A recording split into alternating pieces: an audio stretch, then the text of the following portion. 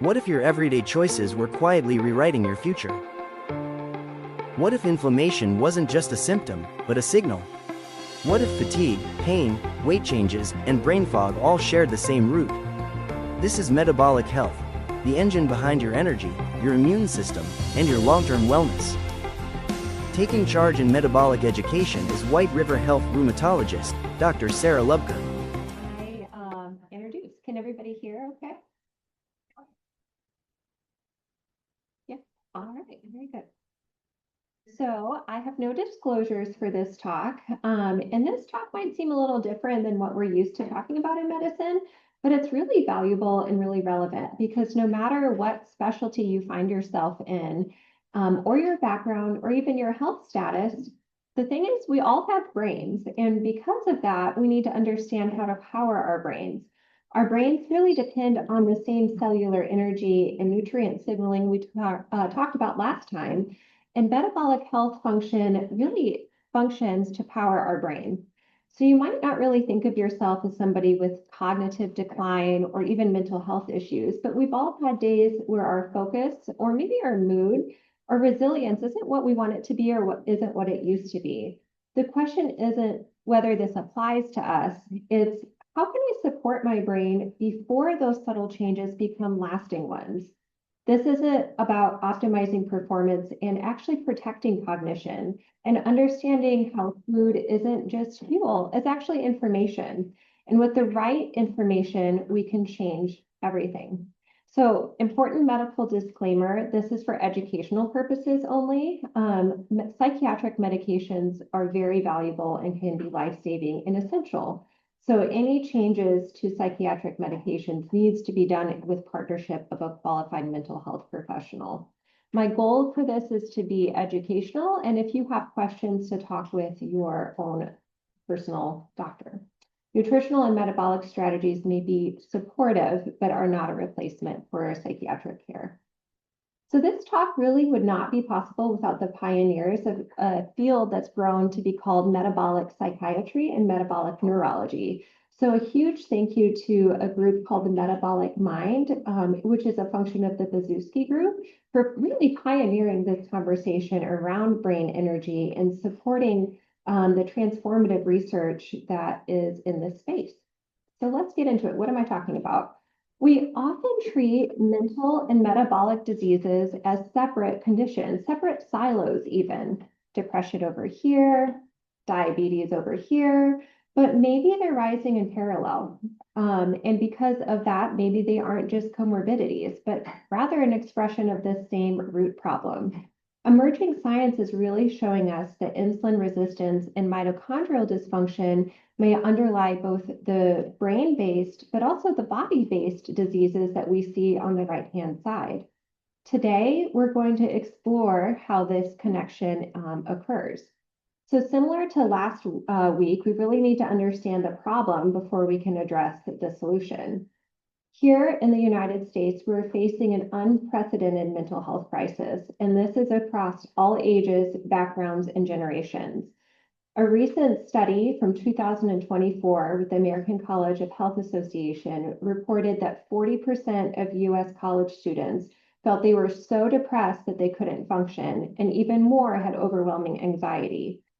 American Association for Suicidology documented a tenfold increase in self-injury among first-year college students. There's a tenfold rise in self-injury, and a generational study from Ohio State found that both mental and physical health have steadily declined over the last multiple decades since 1950. What's really striking to me is that the World Health Organization reports that 1 in 7 children are currently living with a mental health condition. And in 2019, we spent over $1.7 trillion on neuropsychiatric burden. So this is a huge problem. And as I talked last week, that 50% of US adults will struggle with a mental health illness at some point in their life. And if we look at the other end of the spectrum, this crisis really continues and is quite striking. Dementia, which is an overarching term for things like Alzheimer's, even frontotemporal dementia, Lewy body dementia, affects 4% of adults older than 65. And that is multiple thousands, if not millions, in the US. And that prevalence is going to increase to 13% by the time those folks reach age 85. It's estimated that currently that's 4.9 million US adults. The future projections show that in 2050, we're going to have 13.8 million US adults living with dementia. And that is a toll that is more than just memory. It's years lost to disability, healthcare burden, and the emotional tolls on families. And there's really no pharmaceutical cure in sight. Even Luebker, which focuses on specifically looking at different molecules with dementia, only slow down the progression. They don't change and increase neurocognitive ability. So what if we're looking at the relationship here the wrong way? What if we've been looking at mental illness and metabolic instead of separate silos? What if they're really the same condition from an upstream effect? We've been calling them comorbidities, which means conditions that really happen to coexist. But maybe we're not addressing that they're fundamentally the same. Maybe our assumption is flawed. What if these conditions, such as depression, anxiety, obesity, and type 2 diabetes, and even Alzheimer's, are parallel expressions of the underlying dysfunction of our mitochondria, insulin resistance, and really may be the same feature, a shared root cause? So we readily accept that diet can play a major role in the healthcare of the rest of the body. So really, why should our brains be separate? Why do we treat them so differently?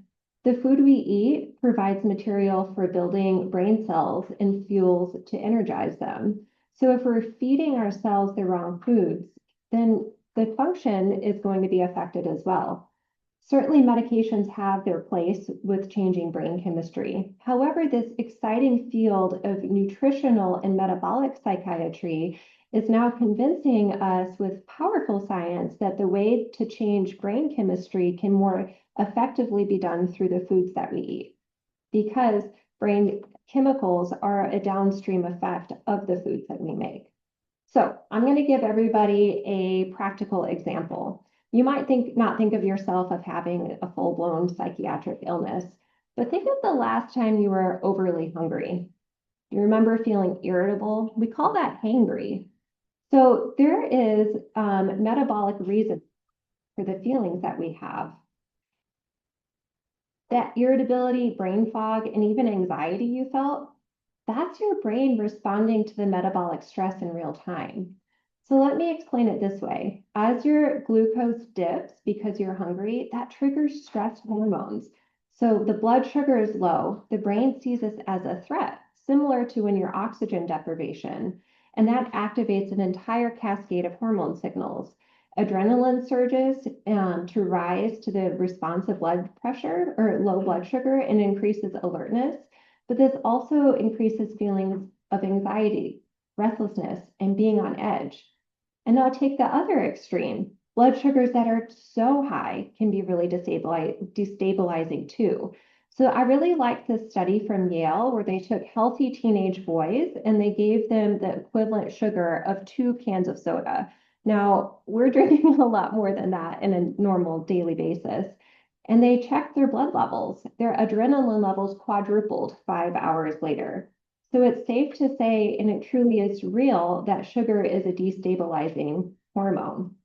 So to recap, what happens metabolically when you have low sugar, your adrenaline, cortisol, and glucagon levels change and increase, and this is measured biochemically. The same can be true when high glucose. You secrete insulin, we talked about that a lot last week, but then you also secrete adrenaline, and then this is where the dependence comes in with dopamine. So sugar, turns out, isn't just fuel, it's a known mood destabilizer. Metabolically low glucose triggers this hormone cascade, and high sugars also stimulate a high cascade of a lot of different hormones that we relate to emotional reactivity. So let me give you some more real life examples. So I thought this was simple and yet powerful. This was a group of Harvard endocrinologists that assessed 3 simple breakfasts. They looked at instant oatmeal that was treated with table sugar milk, and then steel cut oatmeal, which is, lower glycemic index, was given with fructose instead, and milk, and then vegetable cheese omelet. So the first 2, even the steel cut oatmeal, ended up spiking blood sugars, which caused a delayed spike in adrenaline that we just learned about. But the vegetable and cheese omelet with fresh fruit, even though there was fructose, but it was slower with all of the fiber, did not have those glycemic spikes and therefore did not have the high spikes of adrenaline. So they took this a step further. Dr. Georgia Ede, who really introduced me to this concept, in her book really talked about a food-first approach to anxiety. So she treated her patients with anxiety with this protocol. Instead of eating what she called naked carbohydrates, which are carbohydrates that are not paired with fat or protein that can send your insulin off to a wild, vicious cycle, she treated her patients with eggs and avocado for breakfast, and you can see the rest of her meal plan. And she found that this normalized clinical anxiety and mood swings without antipsychiatric medications. So most of the physicians in this group and providers have heard of the ketogenic diet for things like epilepsy. But what is it about the ketogenic diet that stabilizes seizure controls? And if we can understand that, can we extrapolate to other cognitive problems? But before we get into that, I need to explain what a ketogenic diet is. Essentially, this is a diet that prioritizes healthy fats over combined carbohydrates and protein. So simply put, a keto therapy is any way that keeps your insulin levels low and promotes burning of fat and generating meaningful levels of ketones for fuel. It's important to say that no one size fits all, and every individual has different metabolic needs. So ketones come in 3 forms. There's acetoacetate, there's acetone, which is a waste product, and there's beta hydroxybutyrate. So most of the beta hydroxybutyrate gets turned back into acetoacetate at the level of the cell, but what we measure is beta hydroxybutyrate because that's the transport ketone. So let's kind of bring everybody up to speed with what ketogenic diet has been used for historically for over 100 years. So this is a very scientifically proven method of epilepsy control that people that are drug resistant. So these aren't your first, this isn't your first line necessarily, but what it tells me is that there is such good control of seizures when folks are resistant to multiple lines of anti-seizure medicines. This is what neurologists reach for. By shifting the brain's primary fuel source away from glucose into ketones, the ketogenic state really alters brain metabolism, and we're going to go through that in great detail. Ketones reduce neuronal excitability by enhancing GABAergic activity. And for those that can't recall, that's our calm neurotransmitter, as opposed to our others that we're going to get into, like glutamate. Multiple studies, including well-formulated randomized control and clinical trials with long-term follow-up, really show a significant reduction in cognition in some patients. Pediatric populations, really interestingly, once they are induced with ketosis, frequently go on to live normal adult lives without seizure, even without keeping to that diet. So that was really interesting for me.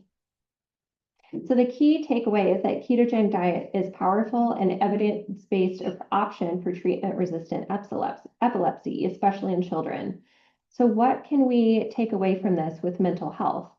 If anybody Googles right now on PubMed or on studies, there's actively 439 studies with the US federal government looking at ketogenic diet for various cognitive conditions, including mental health. We're going to talk through some today. We're not going to do all 143 or 439. So, as we've seen, the ketogenic diet isn't just fringe. It's proven medical therapy for neurologic conditions. But why does it work so well? And could the same metabolic mechanisms relevant to psychiatric conditions? To answer this, we need to look deeper into what actually causes neurotransmitter imbalance, because depression, anxiety, and even psychosis, in some cases, may result from neuronal mitochondrial dysfunction, oxidative stress, and chronic inflammation. So let's look beneath the chemical imbalance. So we're going to look at disruptors and then the impact on mood. So first, consider mitochondrial dysfunction. So when the brain's energy factories, and that's what mitochondria are, when they aren't working right, this impairs the synthesis of neurotransmitters because they don't have the ATP or the energy to make these. So particularly serotonin and melatonin. And when those are decreased, that leads to depression and insomnia and other cognitive symptoms. The issue isn't simply low serotonin, but maybe it's the upstream reason why serotonin is low. And maybe if we understand that, we can prevent the brain from impacting and having these symptoms. So the next thing we'll talk about is chronic inflammation. And this really alters amino acid metabolism, specifically tryptophan, and I'm going to go through this in greater detail, and the glutamate pathway. As a result, we see elevations in glutamate, which, if you can remember, GABA is the calm, and glutamate is your really exciting neurotransmitter. So chronic inflammation does the opposite of what you want to do. It causes reduction in your calm neurotransmitter and increases glutamate. So this imbalance really we can understand that some of the symptoms such as irritability and anxiety and brain fog can come from neurotransmitter imbalances like this. And then the last to recap is blood sugar crashes for all of the hormonal chaos reasons that we looked at, such as cortisol and adrenaline surges, and that can lead to a lot of different emotional volatility. Now, if that sounds familiar, that's because it is. This is an exact same slide from last week. So this is the trifecta. I'm going to bring this back to talk about. We discussed last week how chronic overnutrition, now remember, especially I focused on sugars, which are half glucose and fructose, refined carbohydrates, and seed oils overload your mitochondria so they aren't working well.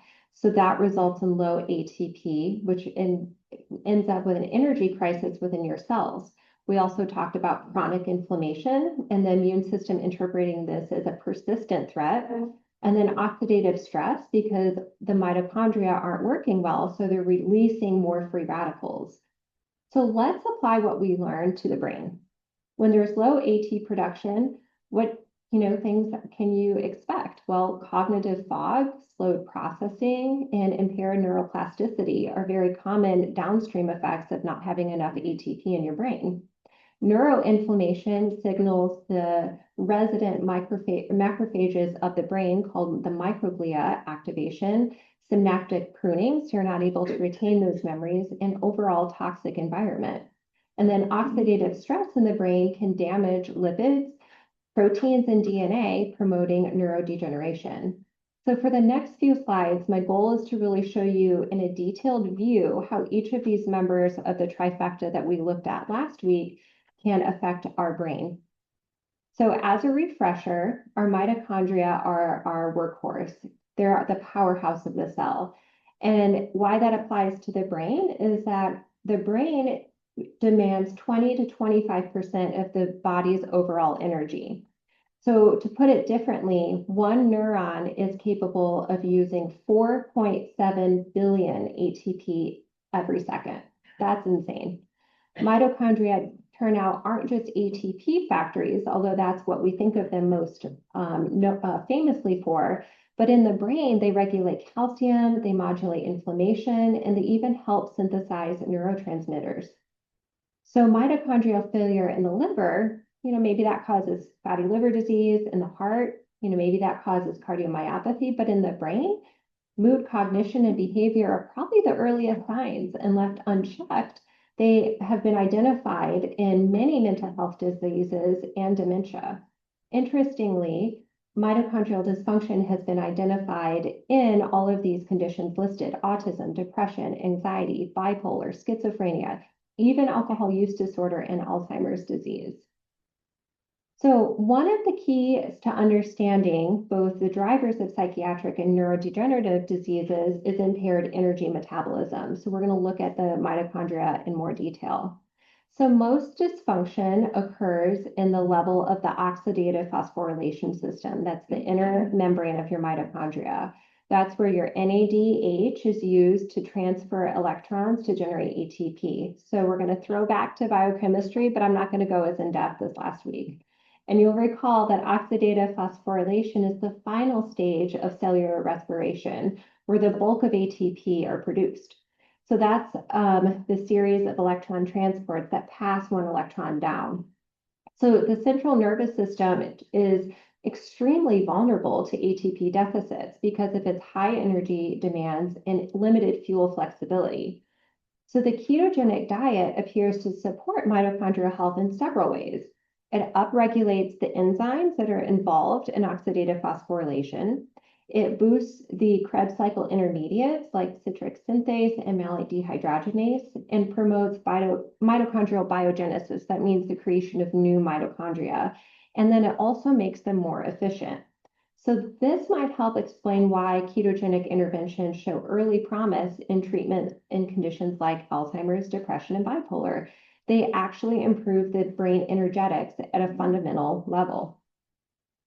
The ketogenic diet also amplifies key enzymes within the Krebs cycle. So citrate synthase, can everybody see? No, you can't see mine. Here it is.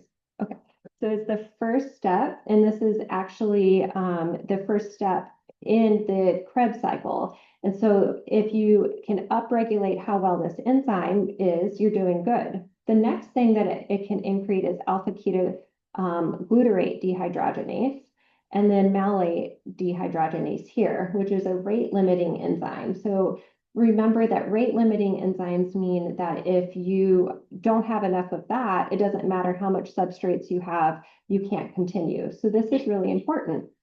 Ketone metabolism, particularly from beta-hydroxybutyrate, provide, in addition to upregulating all these enzymes, a steady influx of the substrates that we need, acetyl-CoA and succinyl-CoA, which directly feed the Krebs cycle. So this results in increased TCA, what we call flux, and also drives the production of NADH and FADH2, which are right here. So just for orientation, this is your mitochondria. We're in the inner membrane.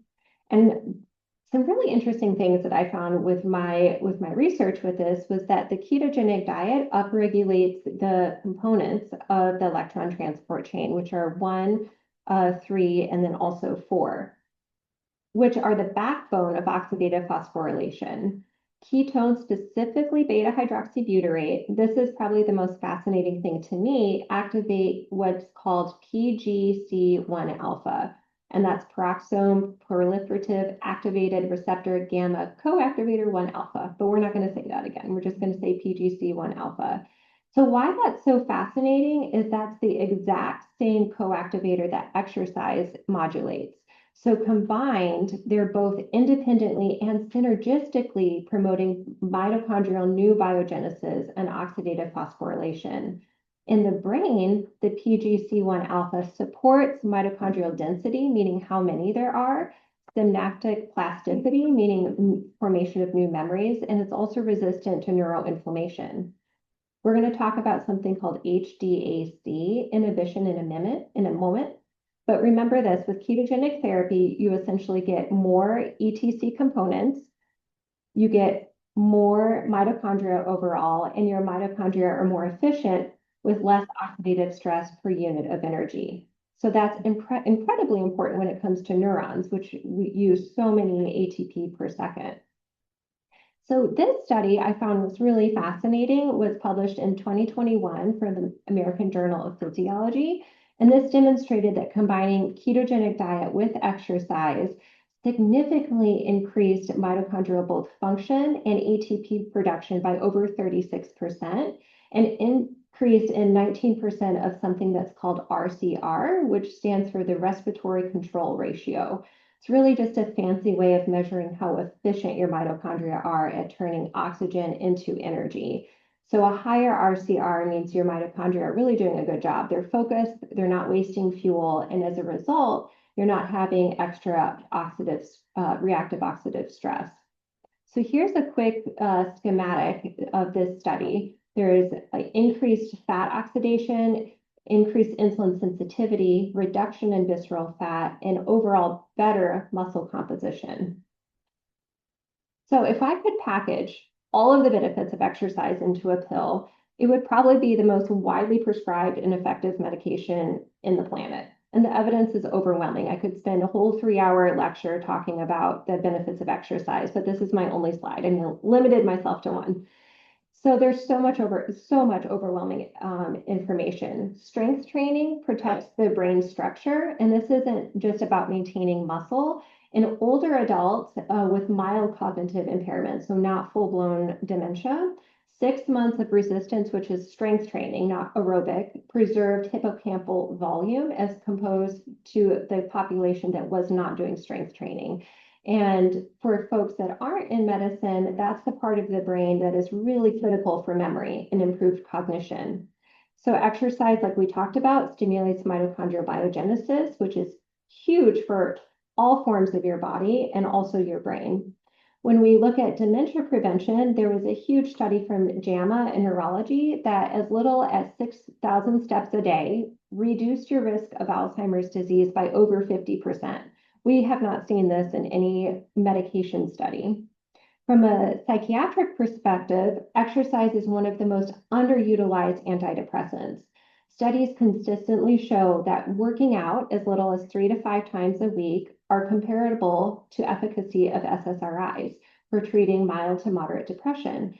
And in some studies, there's better durability with effect over time. So meaning if you keep doing that, you're going to have more results.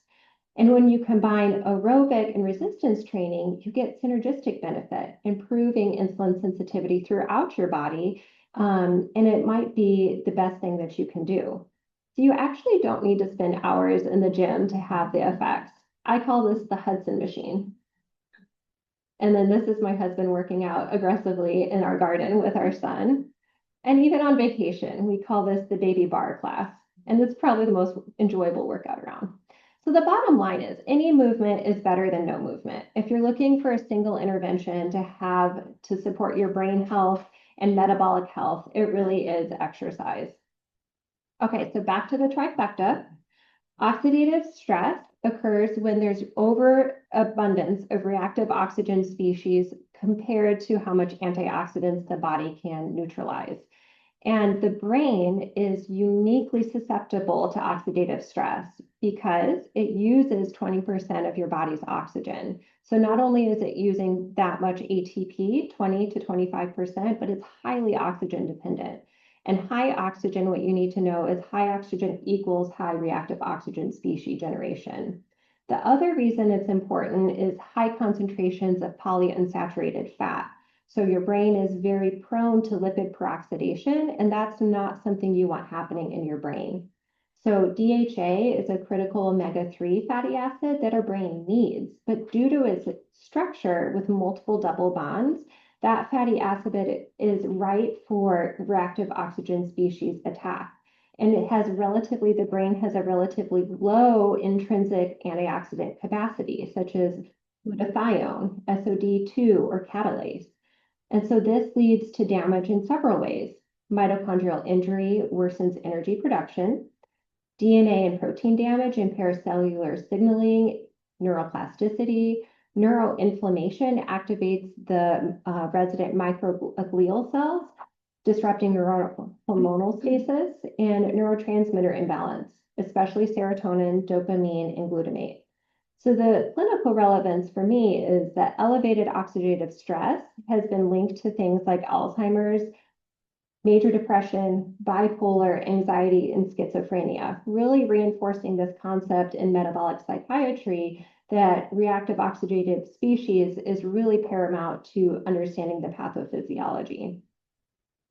So what can ketones do for this? Let me highlight a few of the more fascinating and lesser known effects of beta hydroxybutyrate. So yes, ketones are a fuel. I think everybody knows that. But what's so interesting is they act as a signaling molecule. One of its most powerful effects is inhibiting this complex called HDAC, and that stands for histone deacetylases. So normally picture HDACs that wind DNA around them, around histone proteins. So that makes the genes that are wound around harder to be transmitted into proteins. We call that expression. So ketones unlock that. They let the HDAC loosen. So those genes that are hidden away can now be made into proteins.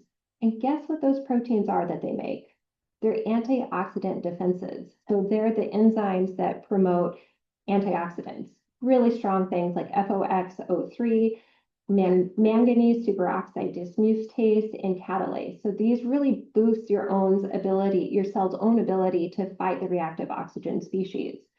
Now, in addition to that, they improve reduction in oxidative balance in the mitochondria by improving your NAD plus and NADH ratios and coenzyme Q10 ratios. So that's a mouthful. But what that means is that these enzymes are necessary to promote ATP synthesis without overdoing your reactive oxygen species.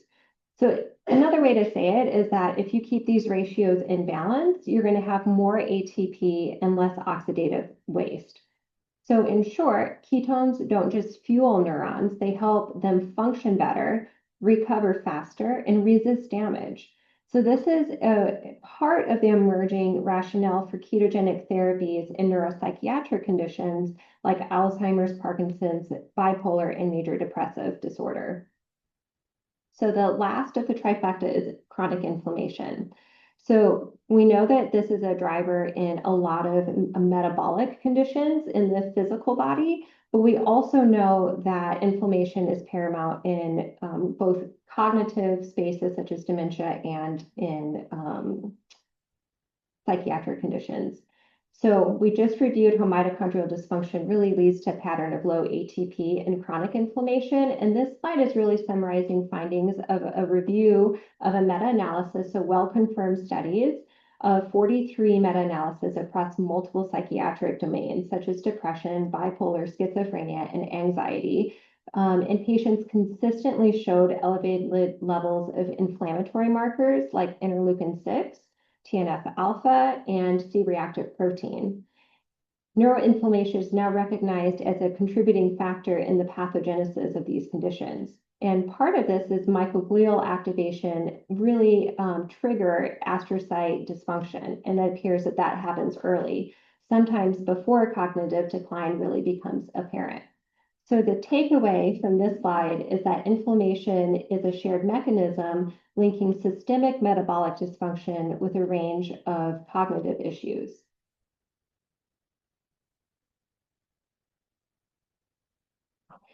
So through both metabolic and immune pathways, the ketogenic diet addresses a key driver of psychiatric illness, which is that inflammation.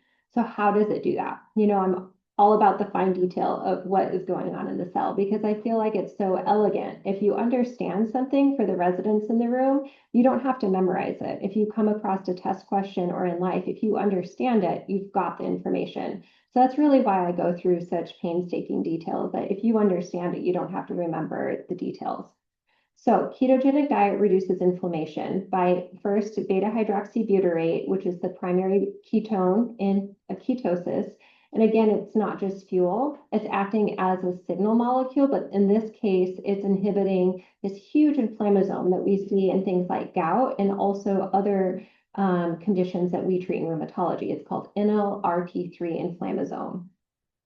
So that's one of the best defenses that it's known for. By suppressing this pathway, the ketogenic diet has been shown to lower circulating levels of inflammation, like IL-1, which I use in anakinra or other immunomodulators or immunosuppressants, IL-6 and TNF-alpha, all of which are elevated in metabolic and mood disorders. And the other thing that's really interesting about beta hydroxybutyrate is that it shifts immunocell phenotype, moving from pro-inflammatory cells like M1 macrophages or Th17 cells to their down-regulatory kind of counterparts, which was really fascinating. In the brain, this translates to reduced oxidative stress by improving blood-brain integrity. And it helps dampen neuroinflammation, which is a common feature. And this isn't just theoretical. Clinical studies have shown that ketogenic interventions systemically reduce inflammation in patients with obesity, type 2 diabetes, epilepsy, and even neurodegenerative conditions like Alzheimer's.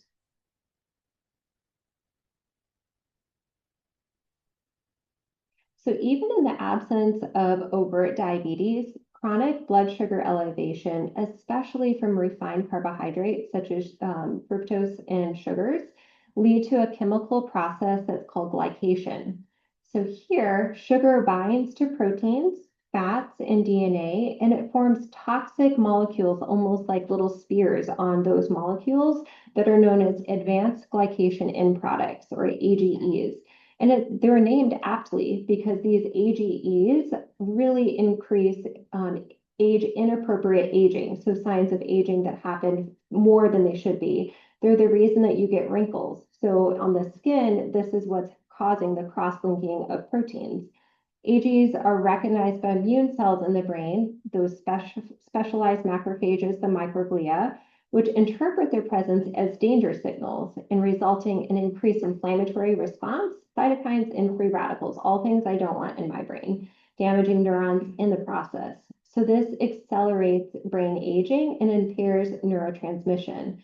This process has been very well documented in metabolic syndrome and also now in mental health research. It's one of the reasons why controlling blood sugar is not only about your metabolic health, it's now about protecting your brain. So this slide is going to build on the concept that inflammation is not just a short-term, and when it's not just short-term, really the chronic and unrelenting really contributes to cognitive dysfunction and psychiatric illness. Normally, the body is equipped and is designed for systems like autophagy. And that's auto meaning self, and phagy is when you're eating. So you're designed for cleanup and repair to get activated during fasting or periods of metabolic rest. And it allows for those damaged, misfolded proteins or dysfunctional mitochondria to be cleared up, or like take the vacuum to them and kind of get them out of there. But with our standard American diet or the lack of fasting, people really rarely enter this healing state. So refined carbs and frequent snacks cause insulin to be elevated and the cleanup process is halted. So this creates a very negative feedback loop with high glucose leading to further inflammation and oxidative stress. So we've got damaged cells, which leads to more inflammation without the ability for self-autophagy. So that same meta-analysis that I referenced showed that a well-formulated, and you can do ketogenic diet terribly, don't get me wrong, but a well-formulated that has the right micronutrients consistently reduces the cytokines that we mentioned before that lead to inflammation. So we often think of inflammation as a response to injury or infection, but in the brain, it can be a lot more insidious. I'm going to show one of the landmark studies that showed interferon alpha, which is a medication that was used back in the day for treatment of hepatitis C. We now have different, more sophisticated measures, but what interferon alpha does is it stimulates an immune response. That's its goal. It stimulates an immune response to treat things like hepatitis C. So when folks were given this interferon alpha, they induced depression. And this wasn't subtle. These were previously mentally well individuals. So what this teaches us is that inflammation potentially might be causal and not just correlative in mental illness. These same cytokines interfere with neurotransmitter production like serotonin and glutamate. And this makes a strong case to consider that maybe this inflammation is a target and not just a side effect in psychiatric conditions. The blood-brain barrier does not like inflammation. It's really our body's and the brain's first line of defense against outside invaders. It's a tightly regulated filter designed to protect the brain. But with chronic inflammation, it's shown that that blood-brain barrier becomes leaky and cytokines are more prone to transmit across. So let's look what happens when we have a healthy brain. We take tryptophan, and it's made in appropriate amounts with serotonin and melatonin. And so those form other neurotransmitters such as glutamate and GABA. So the result is you're calm, but you're not overly sleepy. You're focused, but you're not obsessive. So take an inflamed brain. The same transmitter, tryptophan, shifts to make less serotonin, less melatonin, more dopamine, and less GABA. And get this, 100 times more glutamate. So the result can be anxiety, insomnia, irritability, and mood instability. So glutamate, we got to spend just a minute on glutamate. This is the brain's primary excitatory neurotransmitter. And when it becomes excessive, it's known to be toxic. We call this glutamate excitotoxicity, where overstimulation leads to calcium overload, oxidative stress, and then eventual structural damage of the proteins in membranes, DNA, and mitochondria. And this has been shown to be elevated in a whole range of neuropsychiatric conditions, depression, bipolar, OCD, Alzheimer's, and the list goes on. So here's where metabolism really comes in. Glutamate, as it turns out, isn't just a neurotransmitter. It's actually a metabolic substrate. It can feed into your Krebs cycle as alpha-ketoglutarate, helping produce ATP. And under the right enzymatic conditions, glutamate can be converted into GABA, the brain's primary inhibitory neurotransmitter. But this conversion is inhibited by another aspartate, which elevated aspartate levels block glutamate decarboxylase. And I know I'm losing some people here, but hang with me. Lowering GABA production and worsening excitatory inhibitory balance. So this is one of the main reasons that the ketogenic diet helps rebalance these neurotransmitters. It's been shown to reduce brain levels of aspartate. So by removing the inhibitor, it allows more glutamate to be converted to GABA, which again is that calm neurotransmitter. So that's the reason that ketosis shifts away from excitotoxicity, things like seizures, to more a neuroprotective environment. So let's focus quickly on Alzheimer's disease. So this has appropriately now been called type 3 diabetes in a landmark study in 2005 from the Brown University. And I don't believe this was just a metaphor. Up to 81% of individuals with Alzheimer's have insulin resistance or full-blown type 2 diabetes. Dr. Georgia Ede, in her book, explained it this way. In a healthy insulin-sensitive brain, blood glucose equals brain glucose, but not so with insulin resistance. So blood insulin levels that are chronically high actually mean that the brain insulin is low. So let that settle in. What that means is when insulin-resistant brain cannot metabolize the glucose. And the reason for that is there's specialized insulin receptors at the blood-brain barrier that act as escorts, allowing insulin to enter the brain. But over time, with insulin resistance, they become resistant to that in the setting of chronic insulin. And the result is the higher your blood insulin, the lower your brain insulin. So that's critical because insulin in the brain isn't just about lowering glucose. As we learned before, this is the whole enzyme that shunts into growth. So it regulates neurotransmitters like dopamine, acetylcholine. It supports mitochondrial health, maintains synaptic health. And remember, last week, it's really our traffic cop. So if we can't tell our brain how to store or use energy, it's really a fundamental problem. So even though the brain can be swimming in glucose, it's starving because it cannot have insulin to use the glucose. So that really can show up in PET scans, and we can see this as glucose hypometabolism at the hippocampus, which is the main critical center for learning and memory. And that's the first area that we see it. So just to recap, even before memory loss can begin, glucose metabolism falters in Alzheimer's brain. PET scans can show this early in deficits. So there's another study I won't get into that showed that young adults who have this alpha E have insulin resistance show brain PET scans with hypometabolism. But the good news is that ketones bypass insulin resistance and support neuronal energy production. So I don't think these are in separation with metabolic dysfunction and mental health. I think there might be an underlying link. So this was a study that really showed something really fascinating. So it's a prospective longitudinal study of over 600 people for 9 years. And the primary aim of this study was to investigate whether insulin resistance could predict incident major depressive disorder. And so they defined that per DSM-4, which is how we define depression. And individuals with higher triglyceride to HDL ratios, as we learned about last week, had a doubling risk of developing depression over 9 years. And a modest rise of fasting glucose had a 35% increased risk of major depression. A 5 centimeter increase in waist circumference had 11% increased risk. And then people who were normal at time of study enrollment, 2 years into the study, if they developed prediabetes, they had a 250% increased fold of developing first onset of depression. So I think this study really is knocking on the door of causation with more studies to come.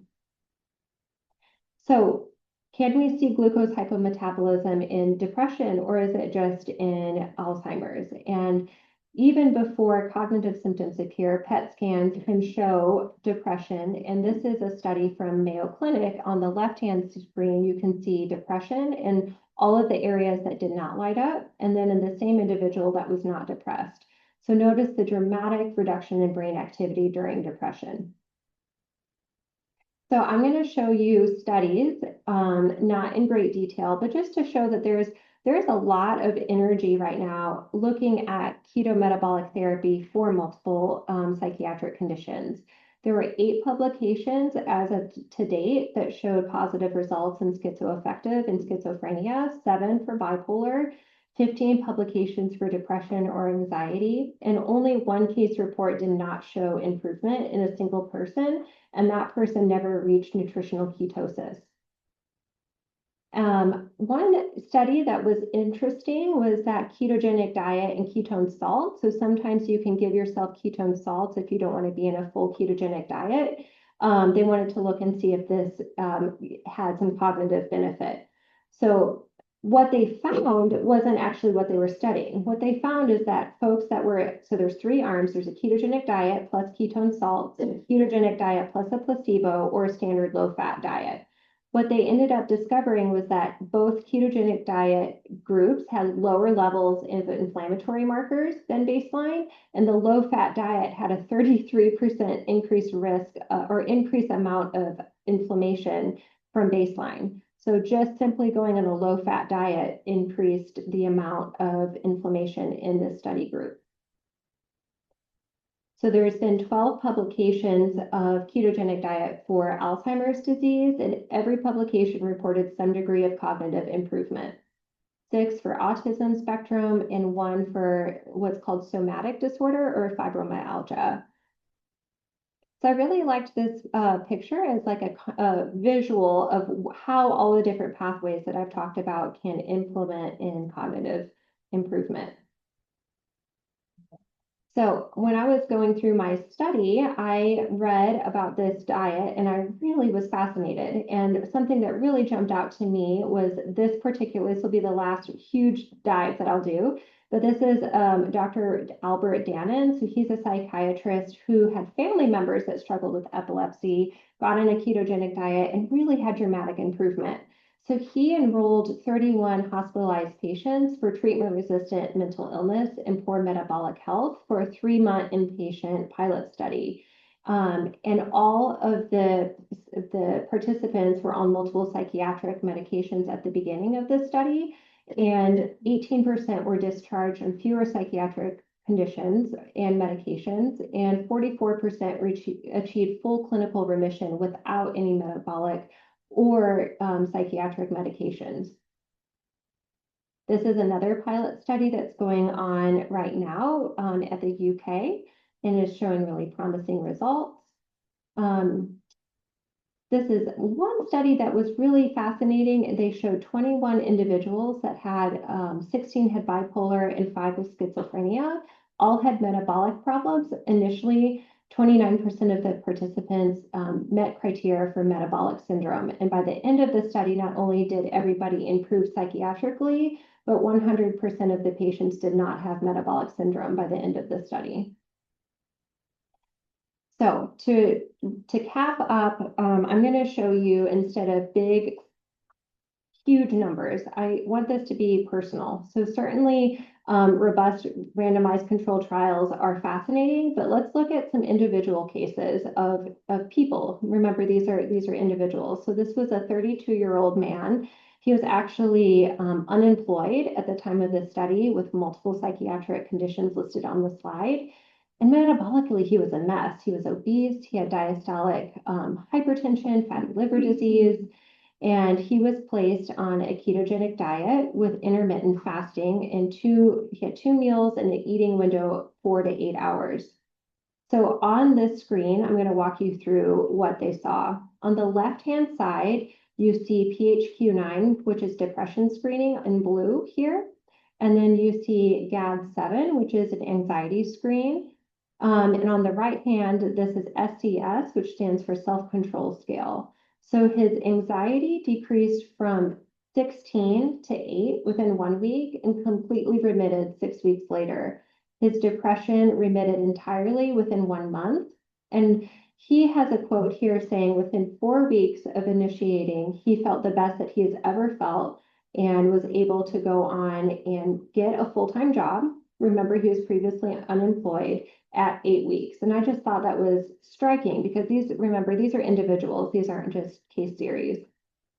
Number 2 is a 36-year-old man. He's married, but he has a lifelong history of mood dysregulation, irritability, and trauma. He's been on many psychiatric medications, but he discontinued them because they were not effective. And he remained symptomatic for 15 years. At the time of the study, he was really not on anything beyond supplemental vitamin D. And metabolically, again, he's a mess. Fasting insulin was high, blood pressures, elevated visceral fat. So he enrolled and was started on a keto diet, and he also had dramatic improvement. So as soon as his beta hydroxybutyrate was within detectable clinically, he both had depression that remitted, as well as his anxiety.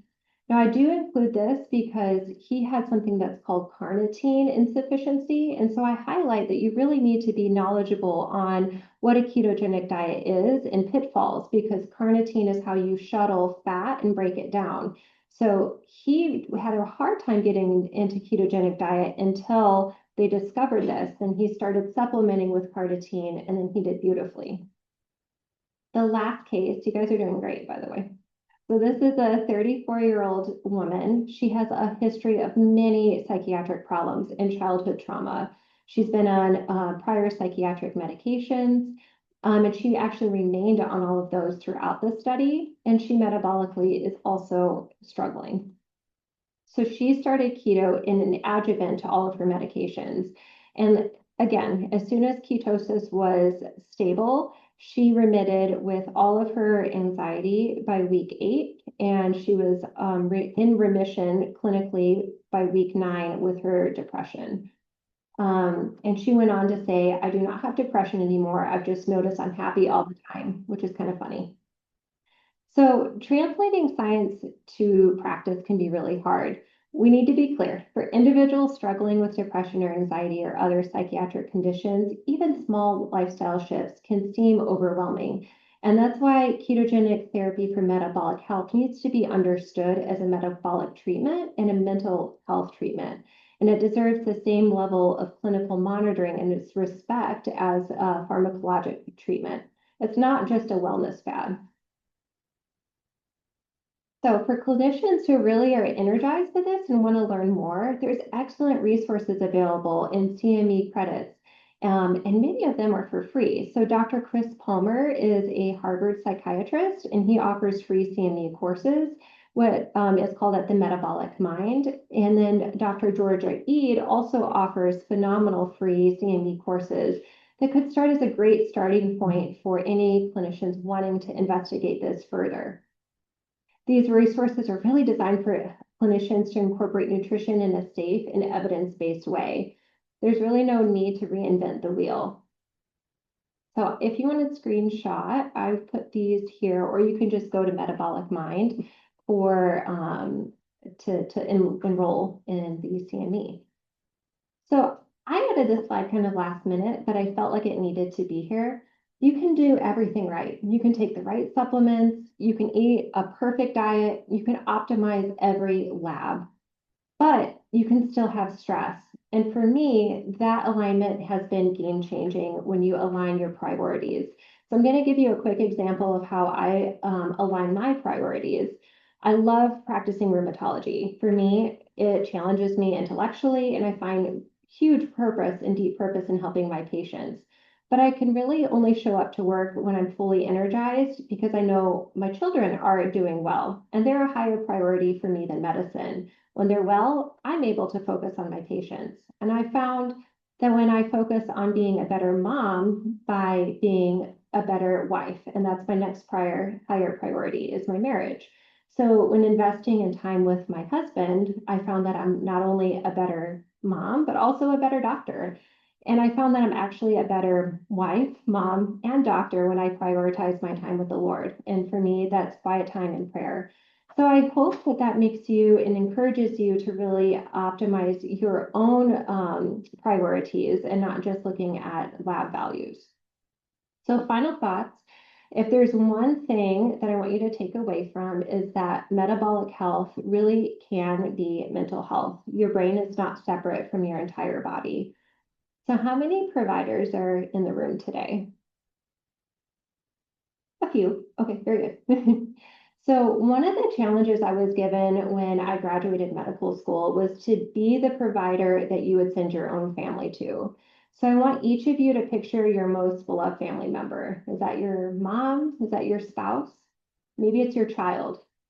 Now I want you to picture that that beloved family member had a diagnosis of a mental or cognitive problem.